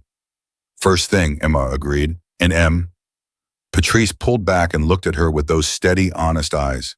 You're braver than you know. You have been this whole time. Even when you were buying ramen at midnight and telling yourself you were fine. She squeezed Emma's arms. You were surviving, and now you're doing something else. Let yourself do it. Emma watched the car leave. She stood in the entry of Dante's house and felt the warmth of it around her and breathed. Then she turned and found Dante at the end of the hall. They stood like that for a moment, just two people in a hallway at the end of a day that had compressed weeks of consequence into 18 hours. And Emma felt everything that the day had been settled through her in one long downward movement like sediment falling through still water. The doctor's office, and the heartbeat, and Marco and Carver, and Derek's voice and asking where, and Patrice's arms and the folder, and the three keys that were still in her coat pocket. "Come sit down," Dante said. They sat in the front room, not the kitchen now, in two chairs angled toward each other, and outside Chicago was dark and cold, and doing all the things cities did at night, and none of it came through the walls. "Tell me something," Emma said. "What? Something true that you haven't said yet?" He looked at her. He turned the question over. She watched him decide the way she had been learning to watch him decide all day, the particular stillness of a man arriving at something real. "I was afraid today," he said. She waited. "Not of Marco," he said. "Not of Carver. Those are problems. I know how to handle problems." He looked at his hands for a moment, then back at her. "When I understood that Derek had been sent in, that your last 3 years had been that someone had..." He stopped, started again more precisely. "I was afraid that you would leave," he said. "Not because of the danger, because of what the danger said about me, about the cost of being near me." He met her eyes directly. "I was afraid that when you understood the full picture, you would calculate the cost as too high." Emma looked at him for a long moment. "I calculated it," she said. "All day, you know I did." "I know." The answer kept coming out the same, she said. His expression shifted, barely. "What was the answer?" She looked at him. She had told herself later, had put the word away for a quieter moment, a safer one, a moment with less fire in it. But there was no moment with no fire in Dante Moretti's world. She understood that now there was only the choice of whether to say the thing or carry it alone. And she had been carrying things alone for 4 months, and she was very, very tired of it. "You," she said, quietly, without decoration. The answer was you. The room was completely still. Dante looked at her the way he had looked at the ultrasound screen that morning, open, undefended, the expression of a man confronting something for which no preparation is adequate. He looked at her for long enough that she felt it in her sternum. Then he stood. He crossed the distance between the chairs, 3 steps, maybe 4, and he crouched down in front of her so they were level, so she was looking directly into his face, and he took her hands in both of his, warm and steady and absolutely present. "Emma," he said. "I know," she said. "I know what your world is. I know what it gets. I know there will be days I hate it, and days I'm afraid, and days the calculation runs differently than today." She looked at his hands around hers. "But I also know that I spent 4 months trying to disappear from you, and the thing I felt every single day was not relief. It was..." She searched. "It was the absence of something, the specific shape of something missing." "I know that shape," Dante said. "Rough-edged but clear. I have known it for 8 months." She looked at him. "I love you," she said, clean and direct and without hedging, the way she said hard things, the way she had learned to say the thing itself instead of around it. "I know the timing is terrible. I know we are in the middle of approximately 6 crises, but I have been carrying it since a sidewalk this morning, and I'm done carrying things alone." Dante looked at her for one long, complete, unguarded moment. "Then I have loved you since a terrace," he said. "Since you told me the thing about the scar and then corrected yourself because you didn't want to lie to a stranger. I have loved you since a woman walked out of a hotel at 6 in the morning and I let her go because I didn't know yet how not to." His jaw was tight, but his voice was steady and absolutely real. "I spent 6 months looking for you, not because of obligation, not because of the baby, because the room got a specific kind of quiet after you left it, and I have not been able to tolerate that quiet ever since." Emma felt the word land in her chest, not the word she'd said, the word he'd said, the one that had been waiting 8 months in a room she hadn't known was there. She felt it land, and she did not look away, and she did not calculate, and she did not say anything for a moment because some things needed to be felt completely before they were answered. Then she leaned forward, and she rested her forehead against his, and they stayed like that. Just contact, just the warmth of 2 people who had taken the long way around to the same place, and the baby moved faint and certain, and entirely its own. And Emma felt it, and she felt Dante's hands tighten on hers, and she understood that he had felt it too through her palms. "Hi," she said softly, not to Dante, to the flutter, to the small, insistent heartbeat, loud presence that had been the one constant through all of it. Dante made a sound, low, involuntary, the sound of a man whose carefully managed interior has just been breached by something he cannot armor against. He pressed her hands gently against her midsection, his hands over hers, warm and steady, and he said nothing because there was nothing adequate, and he was a man who understood that. They stayed like that in the quiet room while the city ran its cold February current outside, and the house held its warmth, and everything that had broken in the last 8 months sat in the room with them, visible and named and no longer required to be carried alone. Later, Emma would remember this moment as the one where the future became real. Not the convenience store, not the car, not the restaurant, or the apartment, or the doctor's office. This, the two of them on the floor of a front room, with their hands over the beginning of something, the baby moving quietly into a world that was complicated and dangerous, and full of the kind of love that didn't flinch. The next morning, Marco Benedetti's lawyer filed the paperwork. The East Side properties changed hands. Derek Haynes woke up and tried to call a number that had been disconnected overnight, and sat in his apartment with the particular sick feeling of a man who has just discovered he is no longer needed by anyone. Sofia Benedetti landed in Milan and did not look back. Carver did not resurface. And Emma Carter, once a woman full of promise who had fallen into the longest and most expensive silence of her life, woke up in a warm house in a room with 3 locks and a key she'd put on her own key ring, with the smell of coffee from a kitchen where Rosa was already moving, and a hand that found hers before she was fully awake, warm and steady and certain. She lay there in the early morning and listened to the house breathe around her and felt the baby move real now. Unmistakable, a small, emphatic presence making itself known, and she thought about ramen and $7 and a name tag that said RN and a crumpled $20 bill on a counter, and a man who had walked into a convenience store and rearranged the entire world in the space of 1 hour. She thought about Patrice's voice on the phone. "You're braver than you know. You have been this whole time." She thought about the words she had carried alone since a sidewalk in February, and had finally, in a front room at the end of the longest day, set down between them where it could be shared. Outside Chicago was still cold. February was still February. The world was still the world, complicated and costly, and full of the specific kind of beauty that lives only in things that have been hard won. But Emma Carter was not alone in it anymore. She was not fine, she was better than fine. She was specific and named and chosen by a man who had looked for her for 6 months and had meant it, and she was carrying a life that was going to come into this world loud and healthy and fiercely loved from its very first day. She was a nurse who had forgotten for a season that healing applied to her too. She remembered now.